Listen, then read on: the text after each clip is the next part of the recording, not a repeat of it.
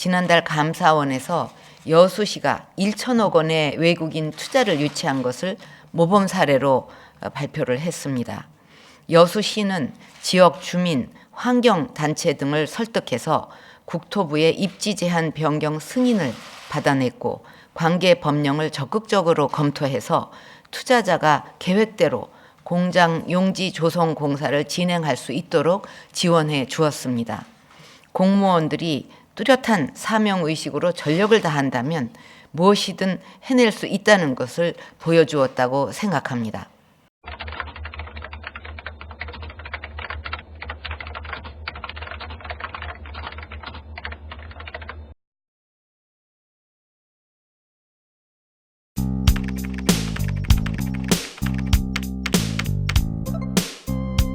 스미토모 세이카 주식회사는요, 일본 기업으로 고흡수성 수지 생산 공장을 건립하는 사업에 투자를 했었습니다. 직접 고용학과 49명, 간접 고용학과 3천여 명을 유발하는 그런 사업이었습니다. 그때 당시 투자기업은 실시계획 변경 승인이 늦어져서 사업 추진에 많은 어려움이 있었는데요. 그 중에서도 외국인 투자지역 지정 신청과 폐수 배출권 지정 신청이 가장 시급한 상황이었습니다. 이를 추진하기 위해서는 빠른 실시계획 변경 승인이 필요했고요. 기업의 고충을 해결하기 위해서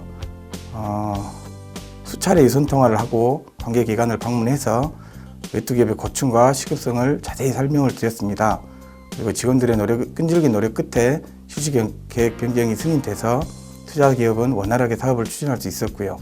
적극 경쟁을 통한 외자 유치가 실제로 실현됨으로써 여수가 기업하기 좋은 도시 이미지로 향후 외국인 기업의 투자를 유도하는 데 좋은 사례가 될 것으로 생각됩니다.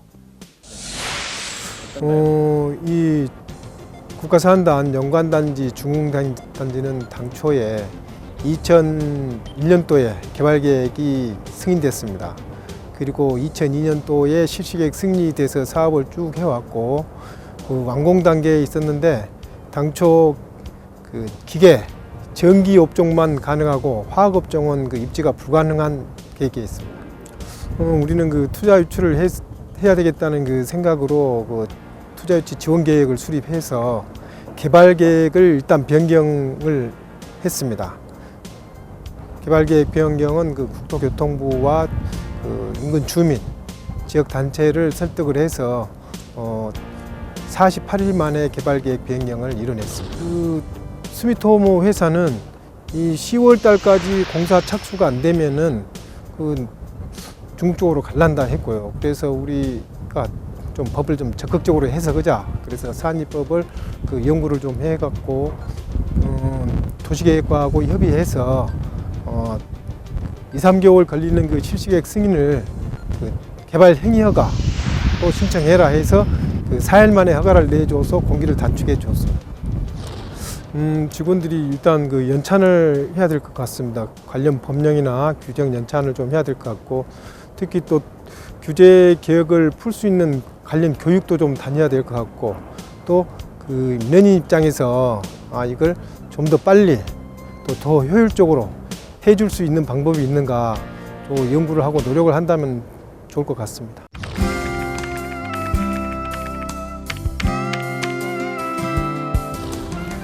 챌린지 파크 관광단지는 우리 시의 체명 그 관광단지로서 현재 그 화양면 나진리 소장마을 일원에 한 18만 평 규모의 그 토지에 관광단지의 시설을 갖다가 유치하는 겁니다.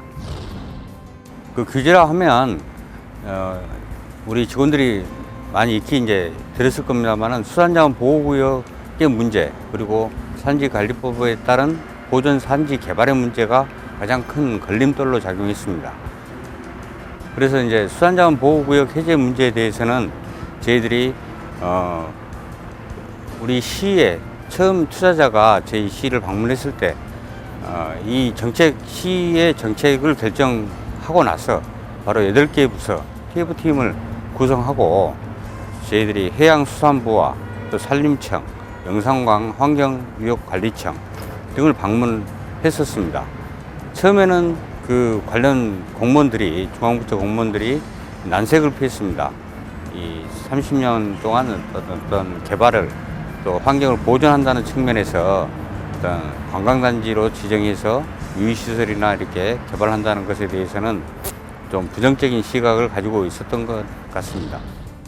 저희들이 이제 해수를 방문했을 때 그런 어려운 점을 예상하고 전라남도 규제계 끝장 토론회 안건으로 저희들이 이 채택을 건의를 드렸고 그리고 1호 안건으로 상정이 됐습니다. 그래서 이제 행자부 장관님을 비롯한 해수부 관계국장님 그리고 전라남 도지사님을 모시고 현장 설명회와 그 토론회를 개최하게 됐었습니다. 그래서 토론회 개최 당시에 해수부 담당 공무원께서 어떤 관광단지 후보지에 대해서는 어떤 긍정적인 검토를 하겠다라는 답변을 들었었습니다. 타 부서 우리 공무원들로 구성된 그 TF팀을 구성하고 전라남도와 3차례 관계자 회의 그리고 우리 시 자체 7차례 또 대책 회의를 해본 결과 이 규제를 완화하겠다는 그런 대책 회의 결과를 돌출할 수 있었다는 데 대해서 크게 저희들이 자부심을 느끼고 있습니다.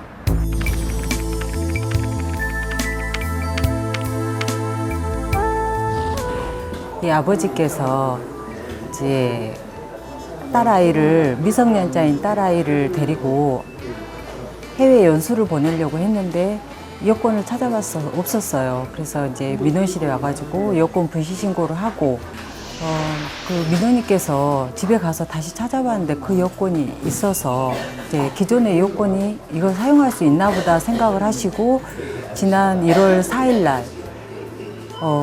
그 여권을 가지고 김해공항으로 가서 필리핀으로 출국을 하려고 갔어요. 갔는데 이제 그 여권은 이미 무효화가 돼가지고 여권으로 쓸 수가 없는 상황이 돼가지고 출국을 할 수 없어 우리한테 어떻게 당일날 출국할 수 있는 방법이 있느냐라고 문의가 와서 이제 팀장님하고 이제 팀원들하고 서로 회의를 해서 이건 긴급 요건 조건이 되지 않는데 어떤 방법이 있겠느냐 해서 이제 제가 외교부하고 전남도청에 경위서를 보내서 이제 끈질기게 노력을 했죠. 이제 전화 통화하고 해서 긴급 요건이 발급이 됐어요. 그래서 당일날 출국할 수 있도록 도와드린 그런 사례였습니다. 저희가 이제 매일 아침 직원들이 업무 시작 15분 전에 와서 간단하게 체조를 하고 친절 구호 다짐을 외치고 있습니다. 그래서 이제 그 다짐으로 저희가 시민들에게 더 내 가족처럼 친절하게 해야 되겠다는 마음으로 소통의 계기가 되고 또 적극 행정을 할 수 있도록 하는 그 원동력이 되지 않았을까 생각합니다.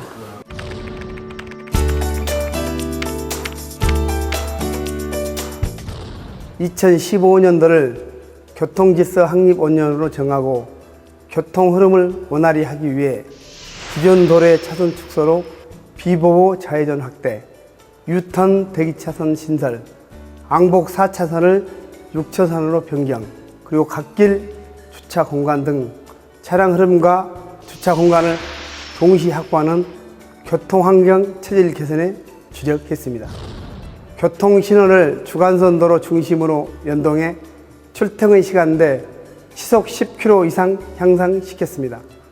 특히 부영 3단지 사거리에서 웅천 생태터널 구간을 출퇴근 시간대 주정차 금지 구역으로 지정해 교통 정체 현상을 대폭 향상시켰습니다.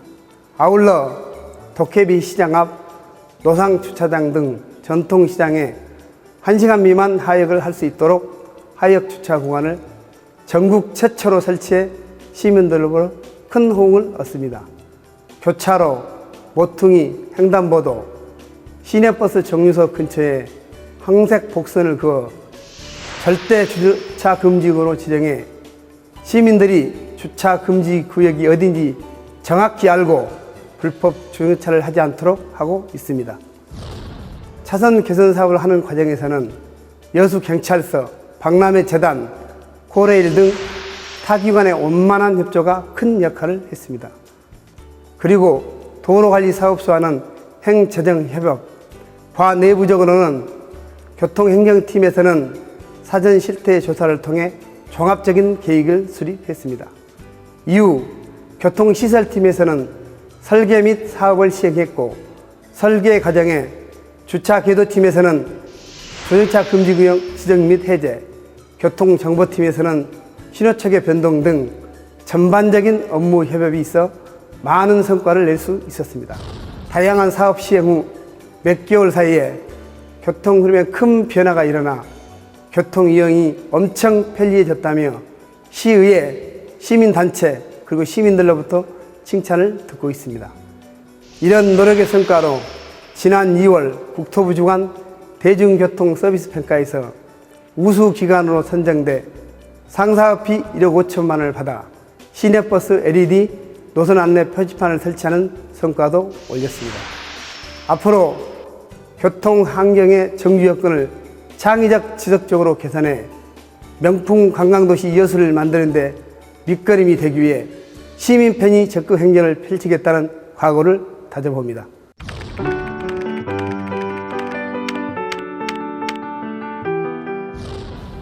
통합사례관리는 지역사회 공공, 민간자원에 대한 체계적인 관리 지원 체계를 토대로 우리가 복합적이고 다양한 욕구를 가진 대상자에게 복지, 보건, 고용, 주거, 교육, 법률 등 필요한 서비스를 통합적으로 연계 제공하고 지속적으로 상담 모니터링하는 사업입니다.